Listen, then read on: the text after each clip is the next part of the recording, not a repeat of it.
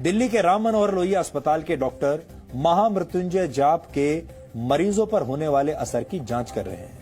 जिन लोगों पर यह रिसर्च किया जा रहा है वो सभी ब्रेन इंजरी यानी मस्तिष्क की चोट के मरीज हैं। ये स्टडी 40 लोगों पर इस समय की जा रही है। इन 40 लोगों को 20-20 के 2 समूहों में बांटा गया है। इसमें से एक समूह को महामृत्युंजय मंत्र सुनाया गया, जबकि दूसरे समूह को यह मंत्र नहीं सुनाया गया। जिन मरीजों के लिए महामृत्युंजय मंत्र का जाप किया गया उनमें से कई मरीज कोमा में थे। हालांकि इस रिसर्च का तरीका थोड़ा अलग है, क्योंकि मंत्र पढ़ने का काम अस्पताल में नहीं बल्कि अस्पताल से 13 किलोमीटर दूर संस्कृत विद्यापीठ में किया जा रहा है। इसे समझाने के लिए हम आपको अस्पताल की कुछ तस्वीरें आज दिखाएंगे। ये उन मरीजों की तस्वीरें हैं जिन पर राम मनोहर लोहिया अस्पताल में रिसर्च की जा रही है। सही तरीके से मंत्रों का पाठ करने के लिए इस अस्पताल के डॉक्टरों ने दिल्ली के संस्कृत विद्यापीठ से संपर्क किया। इसके बाद वहां के पंडितों ने मरीजों को उनके परिवार वालों की मौजूदगी में महामृत्युंजय मंत्र का संकल्प करवाया। डॉक्टरों और मंत्रोच्चार करने वाले आचार्यों का कहना है कि मंत्रों की शक्ति से 20 में से 18 मरीजों को बचा लिया गया, जबकि जिन मरीजों के लिए मंत्रों का पाठ नहीं हुआ उन मरीजों में कोई सुधार नहीं देखा गया। महामृत्युंजय मंत्र का अर्थ है मृत्यु को जीतने वाला महान मंत्र। ऐसा माना जाता है कि इस मंत्र का जाप करने से अकाल मृत्यु का डर समाप्त हो जाता है। इस मंत्र की रचना ऋषि मार्कंडेय ने की थी। इस मंत्र का मतलब है कि हम भगवान शिव की पूजा करते हैं, जिनके 3 नेत्र हैं, जो हर श्वास में जीवन शक्ति का संचार करते हैं और पूरे जगत का पालन पोषण करते हैं।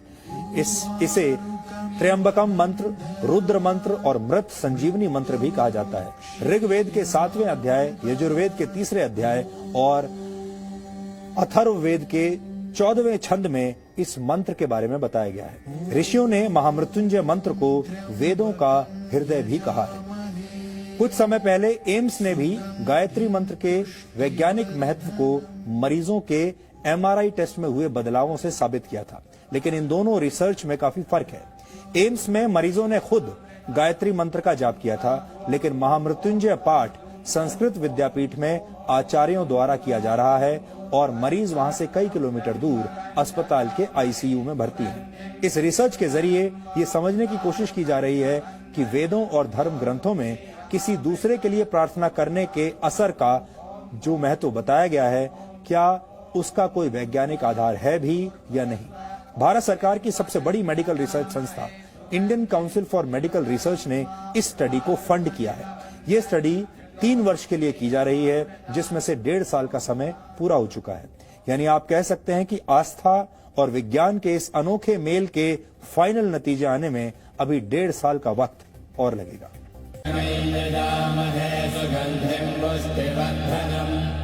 स्वर विज्ञान के हिसाब से माना जाता है कि महामृत्युंजय मंत्र के अक्षरों का स्वर के साथ उच्चारण किया जाए तो शरीर में वाइब्रेशन होता है। ये वाइब्रेशन दिमाग की नसों को सक्रिय करने में मदद करता है। हालांकि यहाँ ध्यान देने वाली बात यह है कि इस प्रयोग में मरीज खुद मंत्र नहीं पढ़ रहा है, बल्कि उसके लिए पंडित एक तरह से अनुष्ठान कर रहे हैं। यानी इस रिसर्च का आधार पूरी तरह से आस्था के विज्ञान पर टिका है। दुनिया भर में ये अपनी तरह की पहली रिसर्च कही जा सकती है। इसीलिए इस रिसर्च के तरीकों को लेकर जितने सवाल हैं, उतना ही इंतजार रिसर्च के फाइनल नतीजों का किया जा रहा है। मेडिकल साइंस की भाषा का एक बड़ा प्रचलित शब्द है जिसे कहते हैं प्लेसिबो इफेक्ट। यानी अगर आप ये मान लें कि कोई दवा आपकी किसी बीमारी को ठीक कर सकती है, तो कई बार वो दवा सच में आपके काम आ जाती है और वो काम कर जाती है, जबकि असल में आपको दवा नहीं सिर्फ मीठी गोलियां खिलाई जा रही होती है। ये सब होता है उस इलाज के प्रति आपकी आस्था और विश्वास के जरिए। इस आस्था से आप में ऐसे शारीरिक और मानसिक बदलाव होते हैं कि आप अपने आप ठीक हो जाते हैं। इसे ही प्लेसिबो इफेक्ट कहा जाता है।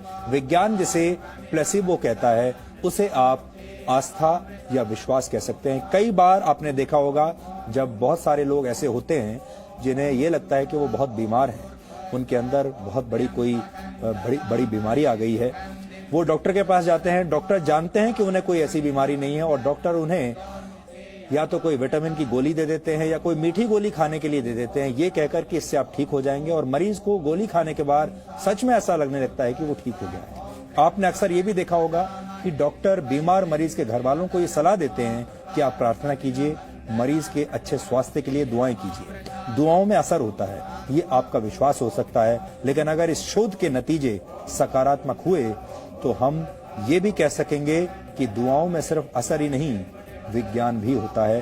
हालांकि ये विवाद बहुत पुराना है।